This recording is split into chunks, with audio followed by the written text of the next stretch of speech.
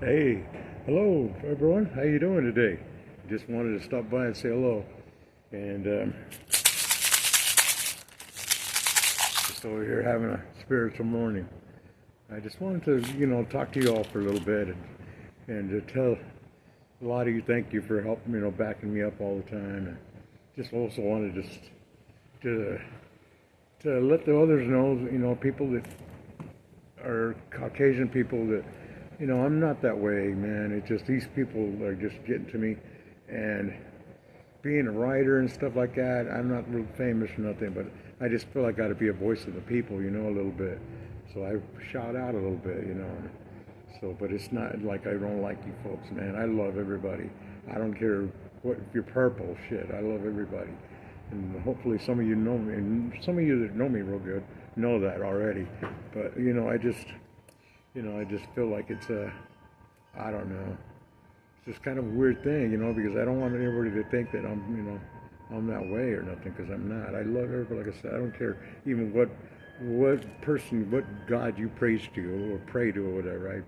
To me, I just love people until, well, at least until they cut their own heads off, and they start being idiots or whatever, then I can't accept that, But like I said, But another thing is these people, man. I just start cutting people off and unfriending them because I put stuff on there, and a lot of you are like on my, with me, my way of thinking, and I'm not knocking the other people. I tell them that, I'm not knocking you, and I'm not. But why does it seem like they always the truck people gotta, um, make you try to feel stupid or make you feel like you're less than zero um, if you don't like him. It just I don't understand. We all have our own minds and our own hearts. It's like I'm like, well, what am I, a bad guy? Because I put stuff on there. So yeah, I'm just getting pretty sick and tired of some of those people. And a lot of those people I know personally, straight up, outright and stuff. And hey, if that's what you want to do, you go ahead and do it. I'm cool. I never liked him to begin with. Like I was telling friend Rose yesterday, and I'm a very spiritual person. I'm the youngest of my mom and dad's 8 kids. And when I was my grandfather, he was a real piece of work. He was started off as a Baptist minister in Texas in the Bible Belt. And then by the time he moved to California with my family before I was even born. Um, yeah, he was pretty much into a lot of well, what they would call brujeria. He was a curandero, which is a healer, a holy man, and he was pretty deep into some. My dad took it as like a black magic, So him and my dad would bump heads. So he would, but he would tell my mom, when I was little, he'd tell my mom, and he would point. My mom told me he would always tell her that out of all your kids, that one there is going to be just like me when I grow up. And I fought it for years. I've seen stuff for years, and I see things, and I feel things in my heart, and I hear things, and I have dreams, and lately I've been having some doozies.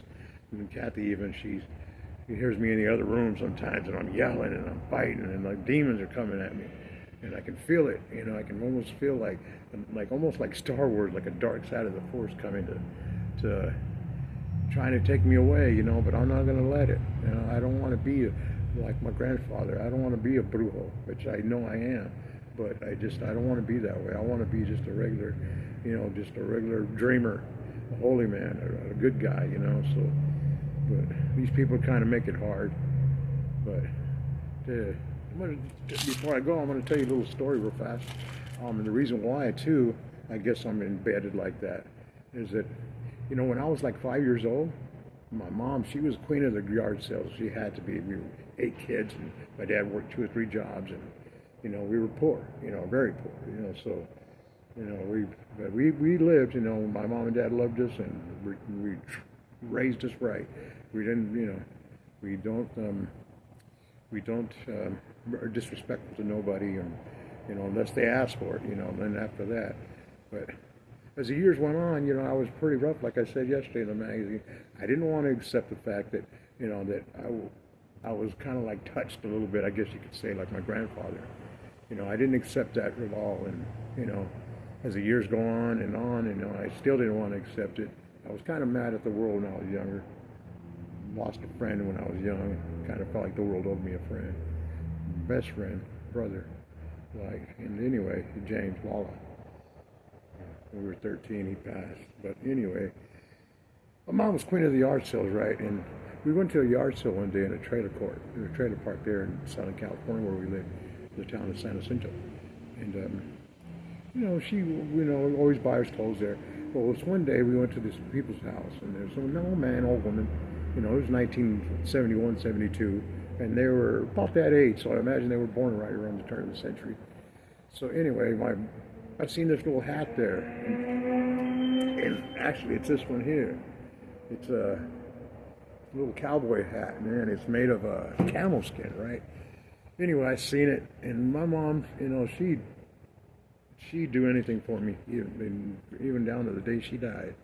But I really wanted that little hat, because when I was a kid, Hollywood ruined it for me about being an Indian, because I always wanted to not be the Indian. I didn't want to be white. No, don't get me wrong. I just didn't want to be a cowboy. I just didn't want to be an Indian because they always got killed. I still wanted to be a cowboy. I had boots and everything. But Hollywood, like I said. But anyway, we went to that yard sale, and my mom, she, decided, she was going to get it for me. So we started walking up to go pay for it, and my mom wasn't going to buy nothing else because she didn't have that much money. She had $3, and $3 in 1972 was a lot of money. So we went to go pay it for it, and as we were trying to walk up close to the lady and the gentleman sitting on the porch, the lady, right when I got there, she just had an ugly scowl. I'll never forget it. I remember stuff when I was 5 better than I did yesterday almost. So, but yesterday, she made a comment to my mom, maybe you shouldn't buy that. Maybe you should buy him a sombrero instead. Oh man, my mom just went off and told me to go wait in the car. Go wait in the car, mijo. And I could see him through the window. And my mom was all in her face. My mom was really nobody to mess with. She's native too, so she could be mean when she had to be. She had to be. She was like almost the only person that would raise us because my dad was gone so much, so. But that lady, she said that to the wrong person that day, and I wasn't quite sure yet about what race and racism was and all that. And her husband, on the other hand, he was real gentle. He was a good guy. He came up and he's telling his wife right in front of us, Margaret, why don't you just go inside and stuff, and stuff like that. And as we were trying to go, he comes walking up to the car to my side of the car, and trying to roll down the window, and he was trying to give me the hat. But my mom, she's not like that. We would never take nothing that didn't belong to us, nothing like that. So, she always made sure she paid for everything, because for her, lying, stealing, being dishonest, being unrespectful was things always associated with Native Americans. So she didn't want that, so she made the man take her $3. And anyway, I ended up with a hat. Well, that was that episode. And 3 years later, ABC had the balls, the television station, to show a biographical movie about a black African American family that came to America. The gentleman and his family lived here, and all their ups and downs, and the way they were treated, and it was shocking to me. And I'm sure most of you probably know what I'm talking about. It was the television show Roots, and it was pretty deep. And so from then on, I always knew that I was different, and it was different. The world was different, and then we were poor, so there was always a higher class of people, and we were always down below.